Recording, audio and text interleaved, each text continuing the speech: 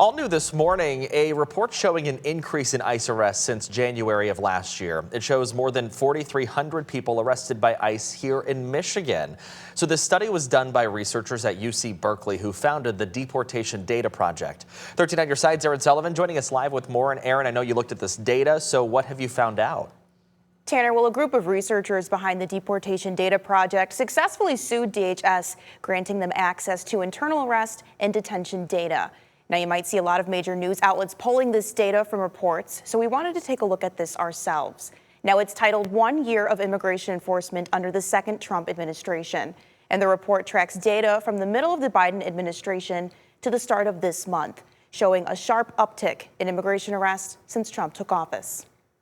The report also found that interior deportations increased by 5 times. Researchers suggest that this is due to the border being closed, creating more bed spaces in detention centers for those arrested in the United States. Now, before 2025, the majority of deportations were people who were arrested on criminal charges. They would be transferred from jails and prisons, but that's not the case anymore. Street arrests have become more common during the Trump administration for immigration arrests. The report also found there's been an uptick in arrests during routine immigration check-in appointments and outside of courtrooms. Researchers are calling this change a new phenomenon. Before the Trump administration, those arrested by ICE were released from detention while they fought their immigration cases. But that's not the case anymore either.